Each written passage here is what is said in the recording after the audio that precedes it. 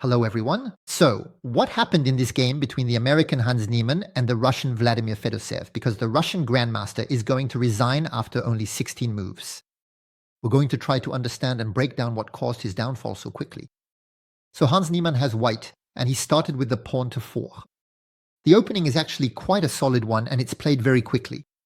Fedoseev plays e5, nf3, and here black are not going to play. nc6. They're going to play what's called the Russian defense, or the Petrov defense, which doesn't involve defending the pawn on e5, but instead playing knight f6 to counterattack the pawn on e4.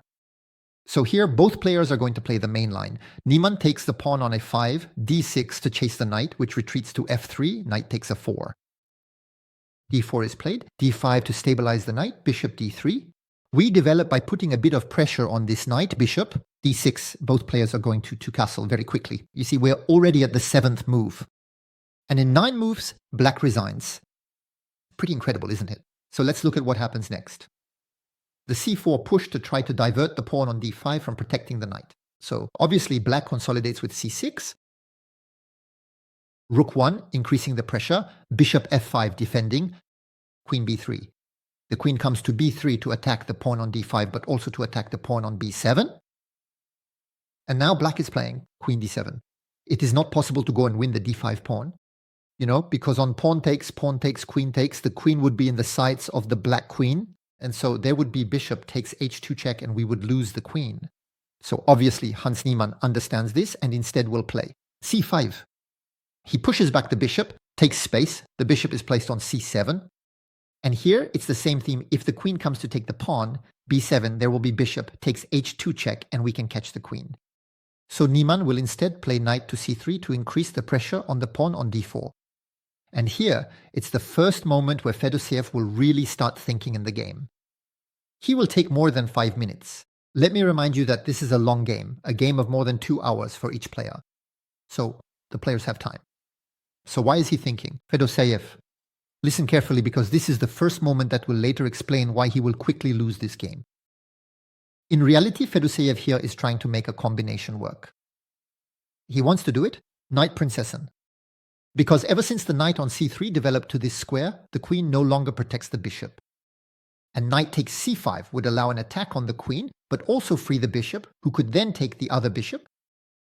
He calculates and decides not to go for this sequence, but I'll show it to you anyway. On knight takes c5, if we recapture, the bishop takes the bishop and white has lost a pawn. But what white can do is not recapture the knight right away, but to insert bishop takes bishop to counter-attack the black queen. And for example, kd takes queen, bishop takes, knight takes rook and f5. And even if the knight has come to capture the rook, it won't be able to get out of the position. White can move the bishop and then eliminate the knight afterwards. And so, in this position, white have an extra bishop and knight to compensate for being down a rook and a pawn. The computer gives an approximate equality, but Fedoseev didn't want to get involved in this line. So he calculates this variation, sees that it does not work, and prefers to play rook e8. Because after all, the knight was attacked 3 times. So obviously it needs to be defended 3 times. Hans Niemann develops his bishop to e3. He connects his rooks, overprotecting the d4 pawn. And here, knight takes on c5, which is still at the heart of Fedoseev's calculations, still doesn't work. And actually, it works even less now. Less. Because after knight takes on c5, we take the bishop. If knight takes the queen, we take the queen. And now we're attacking the black rook. So Fedoseev thinks to himself that this move, knight takes c5, never works because of fxf. And that's why he's going to retreat this bishop to g6. It's worth noting that the main move here is actually the move, h6. That way, after king h4, which attacks the bishop can retreat to h7.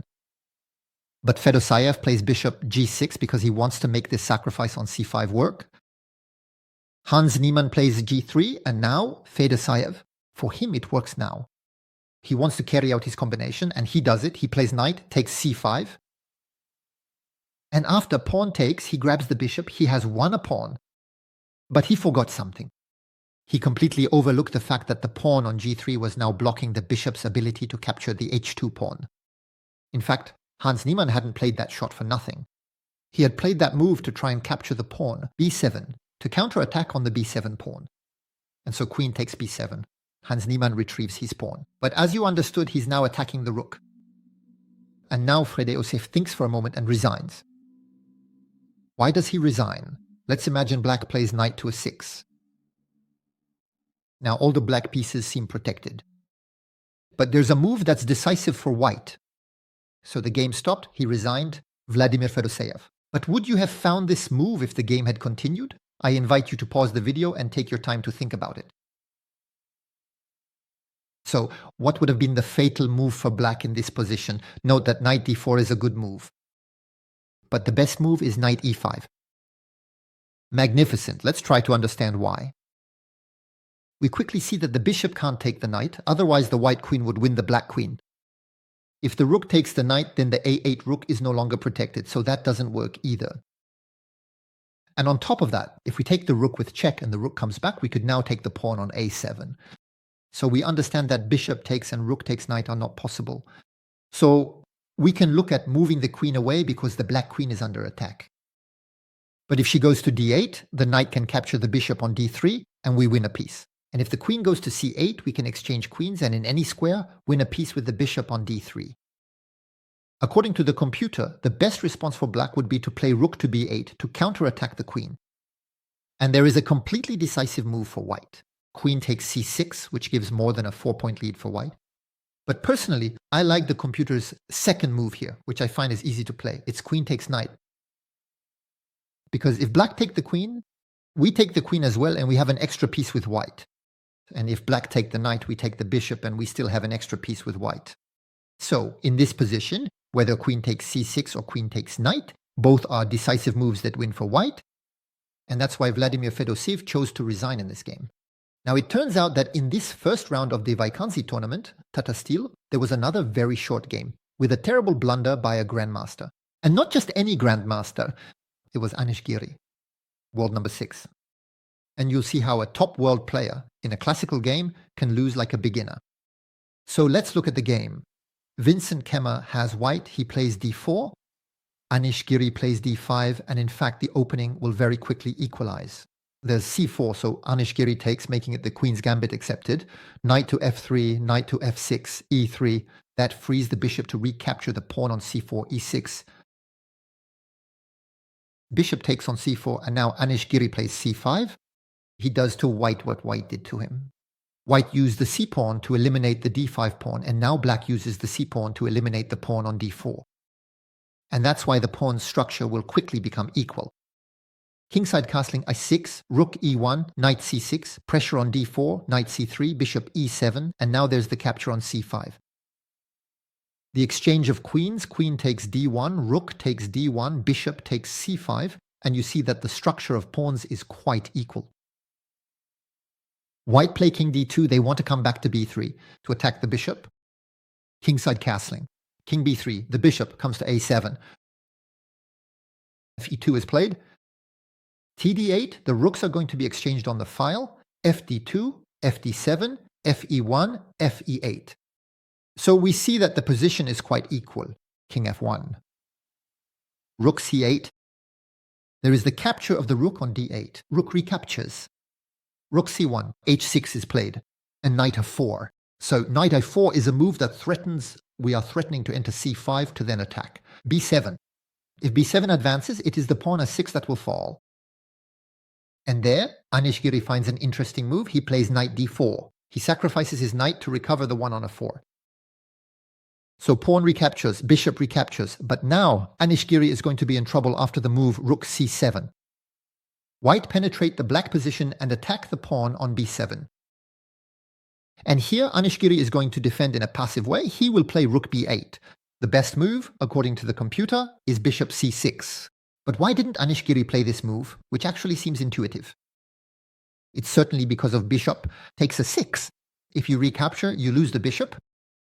The best for black would have been to play knight d5 to attack the rook to trap it. But the rook can sacrifice itself on b7. And it's true that in this position, even if the computer gives a slight advantage to black, it's not easy to play for black. They do have the material advantage, that is the advantage of the rook over a bishop. But white have two connected passed pawns on the queen side, and white also have the pair of bishops. So it's a position that's not at all easy technically for black to convert.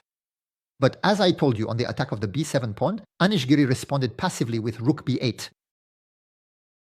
And then he gets hit. Knight a5.